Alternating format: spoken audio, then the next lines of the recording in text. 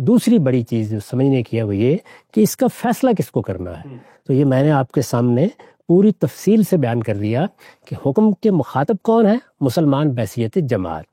جب حکم کے مخاطب مسلمان بحیثیت جماعت ہوں تو اصل میں خطاب ارباب حل و عقد سے ہوتا ہے، مسلمانوں کے اولو الامر سے ہوتا ہے، یا سادہ لفظوں میں کہیے کہ وہ لوگ جو ان کی حکمرانی کے منصب پر فائز ہیں، ان کو گویا یہ کہا جاتا ہے کہ اب تم اس ذمہ داری کو ادا کرو. تو مخاطب بالکل طے ہو گئے، انہی کی طرف معاملہ جائے گا.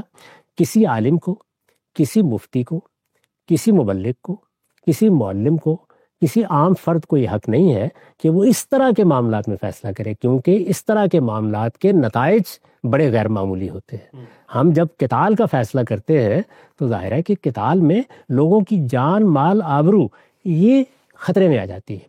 اس میں لوگوں نے لڑنے کے لیے نکلنا ہے. تو قومی نوعیت کے یا ملی نوعیت کے فیصلوں کے بارے میں ہم توجہ تو دلا سکتے ہیں کسی کو، لیکن حکمرانوں نے، ارباب حل و عقدی نے فیصلہ کرنا ہے. یہ ذمہ داری انہی کی ہے کہ وہ بیٹھیں اور بیٹھ کر دیکھیں کہ ظلم و عدوان تو ہو گیا، اب اس کے بعد ہماری ذمہ داری کیا بنتی ہے. کیا اب یہ لازم ہے کہ ہم اقدام کریں، یا ہمارے لیے یہ کوئی فضیلت کی چیز ہے، یا اس معاملے میں ہمیں اختیار ہے کہ ہم چاہیں تو اقدام کریں، چاہیں تو اقدام نہ کریں؟ کیا صورتحال ہے؟ ان سب چیزوں کا فیصلہ کس بنیاد پر ہوگا وہ ہم بعد میں زیر بحث لائیں گے. اس وقت جس چیز کو بیان کرنا مقصود ہے وہ یہ ہے کہ ہمارے ہاں یہ جو صورت بن گئی ہے کہ ہماری امت میں قیادت دو حصوں میں تقسیم ہو کے رہ گئی ہے. ایک طرف ہماری سیاسی قیادت ہے اور دوسری جانب ہمارے ہاں مذہبی قیادت ہے. مذہبی قیادت آگے بڑھتی ہے اور آگے بڑھ کر فتویٰ ارشاد فرما دیتی ہے کہ جہاد فرض ہو گیا.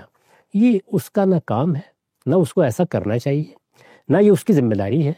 وہ زیادہ سے زیادہ حکمرانوں کو توجہ دلا سکتی ہے، ارباب حل و عقد کو متوجہ کر سکتی ہے کہ وہ اس معاملے پر غور کریں، اس کو دیکھیں.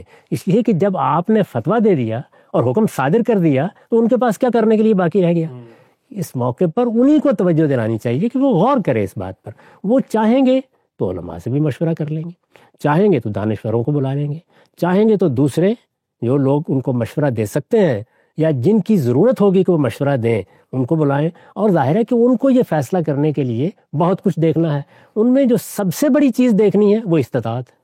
اس لیے کہ دین میں کوئی حکم بھی استطاعت کے بغیر نہیں ہے. یعنی نماز بھی آپ پڑھ سکتے ہیں تو آپ نے پڑھنی ہے، روزہ بھی آپ رکھ سکتے ہیں تو آپ نے رکھنا ہے.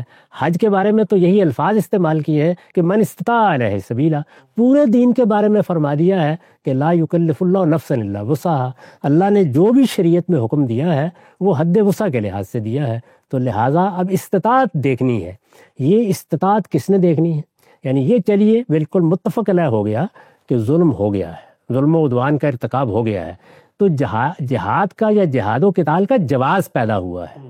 یعنی اب ہم یہ اقدام کر سکتے ہیں، اس کے بارے میں سوچ سکتے ہیں، لیکن یہ اقدام کیا کرنا ہے، یہ اقدام کیا لازم ہو گیا ہے، یہ سارے فیصلے اب استطاعت کو دیکھ کر ہونے ہیں. تو استطاعت کو دیکھنے کا کام کس نے کرنا ہے؟ میرے تو علم میں یہ بات نہیں آ سکتی کہ اس وقت مسلمانوں کی استطاعت کیا ہے اور کیا نہیں، آپ کے علم میں بھی نہیں آ سکتی. یہ فیصلہ در حقیقت انہی لوگوں کو کرنا ہے جو مسلمانوں کا نظم اجتماعی سنبھالے ہوئے ہیں. اور وہ کون ہے؟ ارباب حل و عقد، اولو الامر.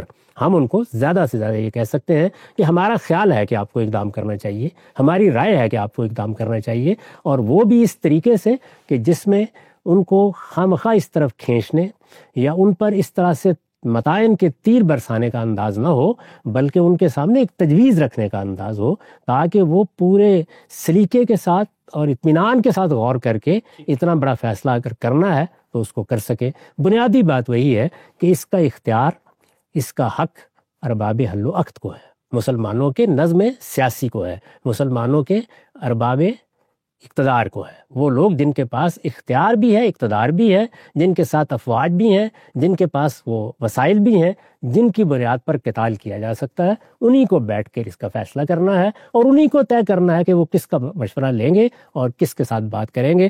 الا یہ کہ کوئی نظام پہلے سے موجود ہے، جیسے کہ ہمارے یہاں پارلیمنٹ ہے، تو اس سے مشورہ کر لیں گے، لیکن فیصلہ بہرحال انہی کو کرنا ہے. بالکل واضح ہو گیا.